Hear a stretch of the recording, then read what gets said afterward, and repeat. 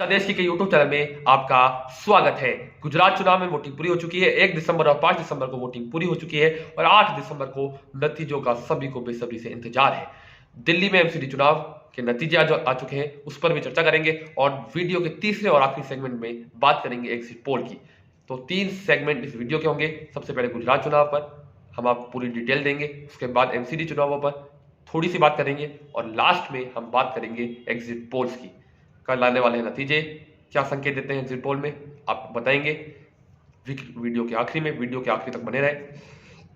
सबसे पहले शुरुआत करते हैं गुजरात चुनाव से। गुजरात में 2 चरण में मतदान हुआ, 1 दिसंबर और 5 दिसंबर को मतदान हुआ। पहले मतदान की बात करते हैं, शुरुआत मतदान से करते हैं। देखिए 1 दिसंबर को गुजरात में 19 जिलों में मतदान हुआ और 89 सीट्स पर मतदान हुआ। यहां पर 63.39% वोटिंग हुई है और सौराष्ट्र की 54 सीट्स थी, 35 सीट्स थी आपके साउथ गुजरात की। इनमें जो जिले थे द्वारका, मोरबी, राजकोट, पोरबंदर, सूरत, भावनगर, सुरेंद्रनगर, जामनगर, जूनागढ़, अमरेली, इस तरह के जिले यहाँ पे शामिल थे। इसके अलावा दूसरे चरण में 5 दिसंबर को मतदान हुआ और यहाँ पर 14 जिलों की 93 सीट्स पर मतदान हुआ। 61 सीट्स थी मध्य गुजरात की, 32 सीट्स थी नॉर्थ गुजरात की। जिलों की बात करें तो बासरकांठा बहुत बड़ा जिला, 9 सीटें आती है। साबरकांठा, खेड़ा, आनंद, पाटन, अहमदाबाद, गांधीनगर, वडोदरा, पंचमहल, छोटा उदयपुर, इस तरह के जिले यहाँ पे शामिल थे। मेहसाना, अब वोटिंग की जो गिनती होगी वो 8 दिसंबर को होगी, यानी कि 8 दिसंबर को नतीजे आ जाएंगे, फाइनल नतीजे दोनों जो वोटिंग हुई है उसके। अब बात करते हैं कहाँ हुई, कितनी हुई, इसको तो हमने बता दिया। नेताओं ने वोट डाले 5 दिसंबर को वोटिंग में। प्रधानमंत्री नरेंद्र मोदी, उनकी मां हीराबेन, उनके भाई ने मतदान डाला, अमित शाह ने मतदान डाला, यशोदान गढ़वी ने मतदान डाला, भूपेंद्र पटेल ने मतदान डाला और नेताओं ने बड़ी अपील करी, बड़ी यहाँ पे प्रचार किए कि ज्यादा से ज्यादा संख्या में लोग मतदान करें। चुनाव आयोग ने भी दूसरे चरण के पहले ये अपील की। दूसरे चरण में 59.2% मतदान हुआ और पहले चरण में 63.2, कुल मिला के 7% कम मतदान हुआ है पिछली बार से। तो ये क्यों हुआ, इसके क्या कारण है? कई कारण होते हैं, राजनीतिक विश्लेषक इसको समझ रहे हैं, लेकिन कुल मिला के गुजरात में वोटिंग कम हुई है चुनाव आयोग की अपील के बावजूद, पार्टियों की अपील के बावजूद, जनसंपर्क अभियान के बावजूद। इसका क्या कारण रहा, ये बहुत बड़ा सवाल है।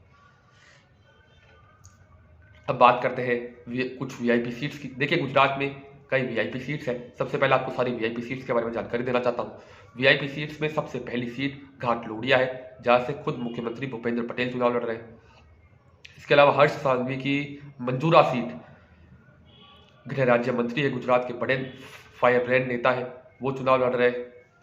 इसके अलावा गुजरात में राघव जी पटेल जो जामनगर की रूरल सीट से इस बार मैदान में है। जामनगर उत्तर से क्रिकेटर रविंद्र जडेजा की जो पत्नी है रिवाबा जडेजा, वो बीजेपी के टिकट पर चुनाव लड़ रही है वहां पर।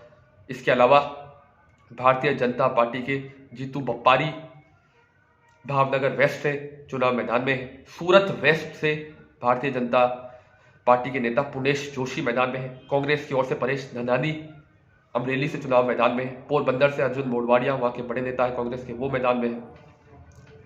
वलसाड़ से जिग्नेश मेवानी मैदान में है, कांग्रेस के नेता। इसके अलावा आम आदमी पार्टी के काटर गांव से जाके प्रदेश अध्यक्ष गोपाल इटालिया मैदान में है। इसके अलावा यशोदान गढ़वी खंबालिया से चुनावी मैदान में है। ये हमने बात करी वीआईपी सीट्स की। अब आपको बताएं पार्टियों के प्रचार कैसे रहे। देखिए नरेंद्र मोदी ने यहाँ पर बड़ी जबरदस्त मेहनत करी, 53 रैलियां करी। नरेंद्र मोदी ने अहमदाबाद में लंबा रोड शो किया और 54 किलोमीटर लंबा रोड शो किया, जहां पर 14 किलोमीटर, माफ कीजिए 14 विधानसभा सीटें उन्होंने कवर की। गृहमंत्री अमित शाह ने पूरा जोर डाला। प्रधानमंत्री ने पाटन में मतदान किया, माफ कीजिएगा रैलीज करी। इसके अलावा वडोदरा, सूरत, पोरबंदर, हर जगह गुजरात में कोने कोने में गए, छोटी सी छोटी जगहों पर 3-4 बार। तो बहुत ही जबरदस्त प्रचार नरेंद्र मोदी ने किया। योगी आदित्यनाथ, राजनाथ सिंह, सभी नेता यहाँ पर एक्टिव रहे। इसके अलावा कांग्रेस पार्टी की ओर से राहुल गांधी सिर्फ एक दिन में चुनावी रैली में आए, लेकिन मल्लिकार्जुन खड़गे की आज दाद देनी होगी। वो 80 साल की उम्र में भी कई रैलियां उन्होंने करी है, 4-5 बार गुजरात में आए मल्लिकार्जुन खड़गे, 20-22 रैलियां उन्होंने करी है। अशोक गहलोत, सचिन पायलट ने कमान संभाली, लेकिन राहुल गांधी का ना आना ये बहुत बड़ी भूल साबित हो सकती है कांग्रेस पार्टी के लिए। हालांकि पिछली बार वो आए थे, कुछ टक्कर जरूर कांग्रेस पार्टी ने दी थी, लेकिन सत्ता में फिर भी नहीं आ पाई थी। 77 सीटें कांग्रेस पार्टी ने पिछले साल जीती थी। बड़ी कामयाबी होगी कांग्रेस पार्टी के लिए पिछली बार की, माफ कीजिएगा। इस बार कांग्रेस पार्टी ने ज्यादा मेहनत यहाँ पे नहीं की, लेकिन कांग्रेस पार्टी का कहना है कि उसका संपर्क गांव गांव तक है। भारतीय जनता पार्टी ने नरेंद्र मोदी के दम पर सीधे नरेंद्र मोदी को चेहरा बनाया और नरेंद्र मोदी ने जोरदार प्रचार किया और नरेंद्र मोदी ने अहमदाबाद, वडोदरा, हर जगह यहाँ पर चुनावी प्रचार में एक्टिव है। आम आदमी पार्टी की तरफ से अरविंद केजरीवाल ने अहमदाबाद, जामनगर में बड़े रोड शो किए, भगवंत मान ने रैलियां और रोड शो की, मनीष सिसोदिया ने रैली और रोड शो किए। आम आदमी पार्टी ने मीडिया में एक हुआ जो जरूर क्रिएट किया है गुजरात के बारे में। तो चुनाव वादों की बात करें तो भारतीय जनता पार्टी ने इस बार यूसीसी लागू करने का वादा किया, एंटी रेडिकल सेल लागू करने का वादा किया, 20 लाख रोजगार देने का वादा किया, 800 करोड़ रुपए गौशाला के निर्माण के लिए फंड देने का वादा किया, स्कूलों के आधुनिकीकरण का वादा किया, इसके अलावा मंदिरों के पूर्ण निर्माण का वादा किया। कांग्रेस की ओर से ओल्ड पेंशन स्कीम, 500 रुपए में गैस सिलेंडर, कर्ज माफ, सरदार पटेल का नाम रखना, नरेंद्र मोदी का नाम बदलकर स्टेडियम का अहमदाबाद में, यह वादा भी कांग्रेस पार्टी ने कर दिया। इसके अलावा आम आदमी पार्टी ने गारंटीज दी, बेरोजगारी भत्ते, फ्री शिक्षा, फ्री बिजली, फ्री स्वास्थ्य, इसके अलावा फ्री शिक्षा, इस तरह के वादे वहां पे आम आदमी पार्टी ने करे। इस बार नरेंद्र मोदी ने अपने विकास गिराए, सुशासन, गुड गवर्नेंस, विकास, जीडीपी 20 गुना बढ़ी है गुजरात में, नरेंद्र मोदी ने कहा। उन्होंने कहा कि गुजरात के अंदर 27 सालों में शानदार काम हुआ है, महिलाओं को सुरक्षा मिली है, निवेश बढ़ा है, जीडीपी बढ़ी है, विकास में हर जगह अटल टनल से लेकर हेलीकॉप्टर्स, आत्मनिर्भर वो बना रहा है। तो गुजरात में नरेंद्र मोदी ने अपने काफी काम गिनाए और आम आदमी पार्टी ने भी दिल्ली मॉडल को कहीं ना कहीं बुलाने की यहाँ पे कोशिश करी। कांग्रेस की ओर से 27 सालों के एंटी इनकन्वेंसी के भरोसे वहां पे चुनाव लड़ा जा रहा है। तो एंटी इनकन्वेंसी नरेंद्र मोदी के सामने कितनी काम आ पाएगी, ये देखने वाली बात होगी। इस चुनाव में कई बड़े विवाद भी हो गए, जैसे कि सद्दाम हुसैन कह देना, हिमंता बिस्वा शर्मा को राहुल गांधी को मोदी जी की औकात पूछ ली। एक आधी बार तो मधुसूदन मिस्त्री ने, मल्लिकार्जुन खड़गे ने तो रावण कह दिया, भस्मासुर तक कहा। और मैं समझता हूं कांग्रेस पार्टी ने सेल्फ गोल भी कर लिया है कहीं ना कहीं। अब देखते हैं कांग्रेस पार्टी को इसका कितना खामियाजा भुगतना पड़ेगा। गोपाल इटालिया साहब का वीडियो आया था आम आदमी पार्टी की ओर से और चारों ओर से ये भाषा शैली रहती है राजनीति में। इसके अलावा गुजरात के नतीजे 8 दिसंबर को आएंगे। आम आदमी पार्टी और AIMIM जो 13 सीटों पर चुनाव लड़ रही है, BTP, NCP तो खैर कांग्रेस के गठबंधन में है, लेकिन BTP, आम आदमी पार्टी, AIMIM ये कांग्रेस के लिए बहुत नुकसानदायक साबित होगी या फिर बीजेपी के वोट काटेगी, किसके वोट काटेगी, ये तो 8 दिसंबर को पता चलेगा। तो अब एग्जिट पोल पर चर्चा करते हैं फटाफट से। देखिए हिमाचल प्रदेश में आप सब जानते हैं कि 12 तारीख को मतदान हो चुका था। हिमाचल में ओल्ड पेंशन स्कीम, अग्निवीर और रिवाज नहीं बदलेगा इस बार, भारतीय जनता पार्टी ने वहां पे कहा था। देखिए क्या होता है इस बार हिमाचल में कांग्रेस और बीजेपी में कांटे की टक्कर बता रहे हैं। एग्जिट पोल के जो आंकड़े आए हैं सारे न्यूज चैनल के मैंने छाने, अखबार पढ़ा, टेलीविजन पर मैं गया तो बताया जा रहा है कि कड़ी टक्कर हिमाचल प्रदेश में होगी। या कांग्रेस की सरकार बहुत कम अंतर से बनेगी, बीजेपी की सरकार बनेगी तो भी कम अंतर से बनेगी। 68 में से 35 सीटें चाहिए बहुमत के लिए। वीरभद्र सिंह का फैक्टर भी हो सकता है, उनके निधन के पर कांग्रेस को शायद इमोशनल वोट मिल जाए, लेकिन कांटे की टक्कर जरूर है हिमाचल प्रदेश में। अनुराग ठाकुर और जेपी नड्डा के लिए ये चुनावी आंकड़े कुछ खास बता नहीं रहे। बगावत वहां पर प्रधानमंत्री जी को कॉल करना पड़ा था निर्दलीय उम्मीदवार को कि आप वापस आ जाइए, गुटबाजी हुई थी पार्टी में।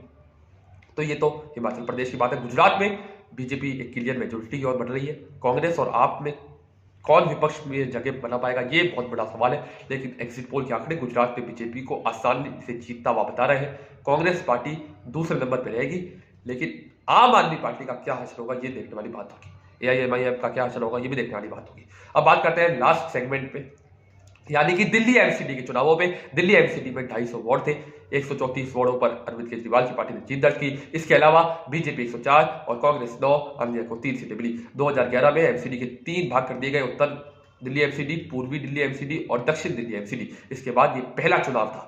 शीला दीक्षित ने वहां पे इस समय किया था क्योंकि उस समय मेयर की ताकत चीफ मिनिस्टर के बराबर हो गई थी दिल्ली में। उसके बाद शीला दीक्षित ने कदम उठाया और 22 में ये पहला चुनाव था मिक्स एमसीडी का, यानी कि तीनों एमसीडी एक होने के बाद 2017 में बीजेपी 151 सीट से बड़ी आसानी से जीती थी। अरविंद केजरीवाल सिर्फ 47 पे सिमट गए थे, कांग्रेस 21 से 22 सीटें जीती थी। लेकिन इस बार अरविंद केजरीवाल अपना मेयर बनाने में सफल होंगे या नहीं, ये तो पार्षद तय करेंगे, पार्षद चुनाव करेंगे। हालांकि बीजेपी ने वीडियोस दिखाए, शराब घोटाला, भ्रष्टाचार, प्रदूषण का मुद्दा उठाया। बीजेपी ने कहा कि टिकट बेच रही है आम आदमी पार्टी, लेकिन आम आदमी पार्टी ने लोकल मुद्दों पर चुनाव लड़ा। आम आदमी पार्टी ने कूड़े का मुद्दा उठाया, आम आदमी पार्टी ने एमसीडी में भ्रष्टाचार का मुद्दा उठाया, आम आदमी पार्टी ने एमसीडी में विकास का मुद्दा उठाया। इसी वजह से आम आदमी पार्टी वहां पर जीती। परसेंटेज की बात करें तो 4 दिसंबर को यहाँ पर 50% वोट पड़ा था। अरविंद केजरीवाल समेत गौतम गंभीर, हर्षवर्धन, परेश वर्मा, मनीष सिसोदिया सबने मतदान किया था। और यहाँ पे वोट काटने की भी अपील कर दी, वहाँ पे आरोप लगाए गए कि हमारे लोगों के तो वोटर लिस्ट में नाम ही नहीं है। कांग्रेस के प्रदेश अध्यक्ष अनिल चौधरी साहब तो ये आरोप लगा रहे थे कि मेरा तो नाम ही वोटर लिस्ट में नहीं है। तो कांग्रेस का तो कहा जा रहा है कि दिल्ली में हालत बहुत खराब है, कि प्रदेश का जो दफ्तर है कांग्रेस पार्टी का वो भी नहीं खुलता गुजरात, माफ कीजिएगा, दिल्ली में। तो कांग्रेस पार्टी की क्या हालत है आप समझ सकते हैं। जहां तक पड़पड़गंज में मनीष सिसोदिया के वार्ड सारे आम आदमी पार्टी हार गई, सत्येंद्र जैन के वहां पे वार्ड हार गई, गोपाल राय, कैलाश गहलोत, अमृतुल्ला खान, इनके वार्ड्स में आम आदमी पार्टी को भारी हार मिली है। तो कहीं ना कहीं एक फीडबैक भी है, और इतनी क्लियर मेजोरिटी नहीं है जितनी उम्मीद कर रही थी आम आदमी पार्टी 15 साल की एंटी इनकम्बेंसी के बावजूद। आम आदमी पार्टी के लिए सतर्क होने का एक बहुत बड़ा चांस है, लेकिन बीजेपी के लिए जरूर सेटबैक है, थोड़ा पीछे रही है बीजेपी। इसके अलावा बीजेपी के जो मीनाक्षी लेखी से लेके आपके परेश वर्मा, गौतम गंभीर, इनका प्रदर्शन इतना अच्छा नहीं रहा। लेकिन हर्षवर्धन साहब ने अच्छा प्रदर्शन दिखाया अपने इलाके में, एमपी के इलाके में, और गौतम गंभीर ने भी कई अपनी प्रतिष्ठा बचाई है। लेकिन मीनाक्षी लेखी का तो खराब बहुत प्रदर्शन रहा। मनोज तिवारी ने भी अपनी प्रतिष्ठा बचाई है, माफ कीजिएगा, प्रतिष्ठा बचाई है यहाँ पर दिल्ली एमसीडी में। तो दिल्ली एमसीडी के नतीजे क्या कहते हैं, किसका मेयर बनेगा, आप अपनी राय कमेंट सेक्शन में दीजिए। और गुजरात के बारे में जरूर बताइए कि किसकी सरकार बनेगी। कल नतीजों आने के बाद हम वह एपिसोड करेंगे और आपको सारे आंकड़ों के साथ फिर से हाजिर होंगे आपके सामने। गुजरात में किसकी सरकार बनेगी, हिमाचल प्रदेश में कांग्रेस और बीजेपी में टफ फाइट है, किसकी सरकार बनेगी, और एमसीडी चुनावों पर आपकी क्या राय है, आप अपनी राय कमेंट सेक्शन में दीजिए। जय हिंद, जय भारत।